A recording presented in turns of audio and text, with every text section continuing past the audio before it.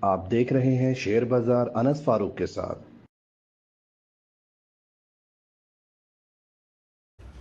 अस्सलामुअलैकुम। 15 मई 2023 मार्केट का सेशन अख्ताम पजीर हुआ दोस्तों, और मैं अनस फारूक आपके साथ एक बार फिर हूँ। आज के मार्केट सेशन में हुआ क्या, आज नए ट्रेडिंग सिस्टम की पाकिस्तान स्टॉक एक्सचेंज के अंदर लॉन्च थी, जो कि शुरुआत के अंदर थोड़ा सा फेलियर टाइप लगा हमें। इंडेक्स जो है बड़ा ही स्लो मूव कर रहा था, स्क्रिप्ट के रेट्स वगैरह में जो है कुछ प्रॉब्लम्स आ रही थी, तो उसके अंदर बहुत सारी मुश्किलात दरपेश आ रही थी। तो इन वजूहात की वजह से शुरू दिन के अंदर ही बहुत सारे ट्रेडर्स जो हैं वो मार्केट से कट ऑफ हो गए। कई जगहों पे इंटरनेट की दुश्वारी थी, जिसकी वजह से मुख्तलिफ ट्रेडर्स कटे, और वॉल्यूम्स की डल रहने की वजूहात के अंदर नंबर 1 पॉइंट के ऊपर ये चीज़ रही। दूसरी वॉल्यूम डल होने की वजूहात के अंदर ये था कि आज समात थी सुप्रीम कोर्ट के अंदर। वजीर आजम जो हमारे साबिक थे इमरान खान साहब, उनकी अहलिया की, बुशरा बीबी की, जिसके अंदर उनकी 23 मई तक जमानत दे दी गई है। उस केस की वजह से, पॉलिटिकल अनरेस्ट की वजह से आज पब्लिक ने जो है वो काम करने से एहतियात किया है, वॉल्यूम्स को डल रखा। मार्केट के अंदर वॉल्यूम्स डल थे, लेकिन थोड़े बहुत वॉल्यूम्स दोबारा से आए मार्केट के अंदर। जब इसी केस की समात आई और उनको जमानत दे दी गई, तो फिर 106 मिलियन तक वॉल्यूम्स जा पहुंचे, यानी कि 10.5 करोड़ शेयर्स के वॉल्यूम जा पहुंचे। अब मार्केट के अंदर सूरत हाल जो है वो इस वक्त बड़ी ही बुरी है। एक तरीके से आप कह लें ब्लड ऑन द स्ट्रीट्स, हर तरफ मार्केट के अंदर खून खराबा है। स्क्रिप्ट की बात करें तो बहुत ही बुरी तरीके से स्क्रिप्ट के रेट्स जो हैं वो डैमेज हुए हैं। ऐसा हुआ और क्यों है, उसकी वजह हमारे फाइनेंशियल हालात हैं, हमारे फंडामेंटल्स स्ट्रॉन्ग हैं, कंपनीज के रिजल्ट्स अच्छे आए थे। अगर आप पिछले रिजल्ट सीजन के अंदर देखें, मार्जिन सबके अच्छे हो रहे हैं, प्रॉफिटेबिलिटी अच्छी हो रही है, लेकिन हमारे इकोनॉमिकल हालात, पॉलिटिकल हालात जो हैं वो हमें सुकून नहीं लेने दे रहे। आईएमएफ 30 जून 2023 को इसकी 9th रिव्यू की डेट एक्सपायर हो रही है। उससे पहले पहले पाकिस्तान ने आईएमएफ के बारे में सोचना पड़ेगा। नवा रिव्यू कंप्लीट नहीं होगा तो 10वें और 11वें की किस तरह जाएंगे, आईएमएफ के जो मुतालबात थे वो किस तरीके से पूरे होंगे, इस चीज़ के ऊपर हिकमत अमली हुकूमत को बहुत जल्द से जल्द इख्तियार करने की ज़रूरत है। फिर इतना कहा जा रहा है एक माहिरीन की तरफ से, अगर पाकिस्तान इन चीज़ों के ऊपर अमल दरामद नहीं कर पाता, आईएमएफ प्रोग्राम नहीं लेता, तो अल्लाह ना करे पाकिस्तान जो है वो डिफ़ॉल्ट जोन के अंदर चला जाएगा, जो कि पिछले 9-10 महीने से हम अपने आप को इन्हीं लो रिजर्व के साथ बचा रहे हैं।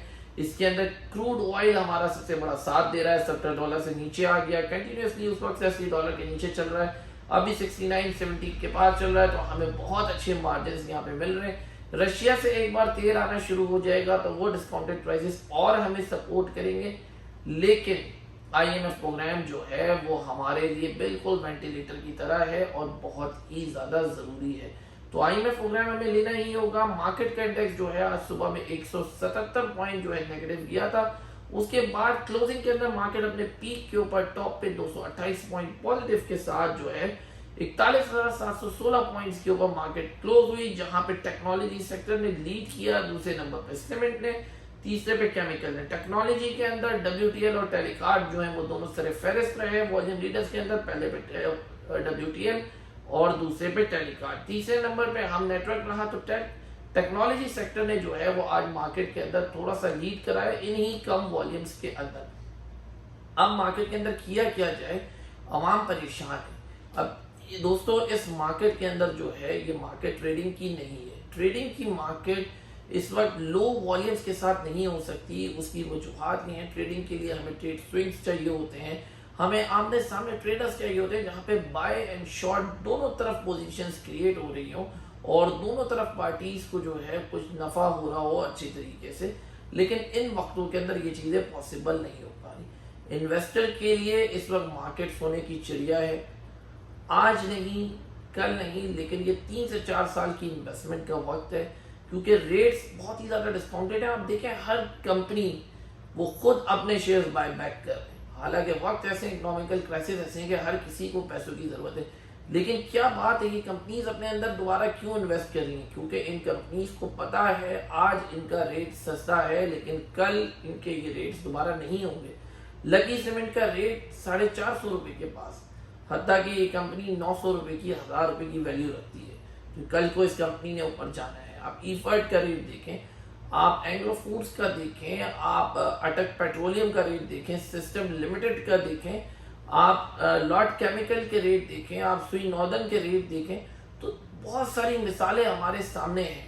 तो ये वो नेशनल रिफाइनरी का रेट देखें, तो ये बहुत सारी मिसालें हमारे सामने हैं। ये एक आध दिन की बात नहीं है।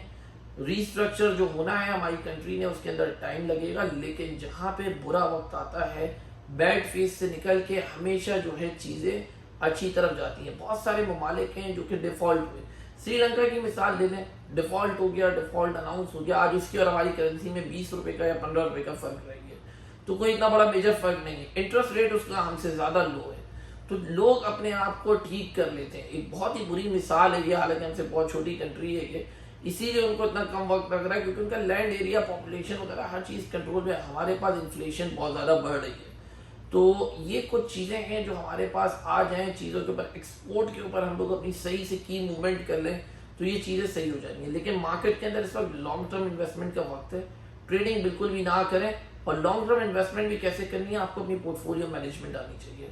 अगर आपको पोर्टफोलियो मैनेजमेंट नहीं आती तो यहाँ पे बिल्कुल इन्वेस्ट करने की जरूरत नहीं है। कैश बैंक के अंदर पैसा रखे रहें, उसको निकालने की जरूरत नहीं है, मार्केट में ना लाएं।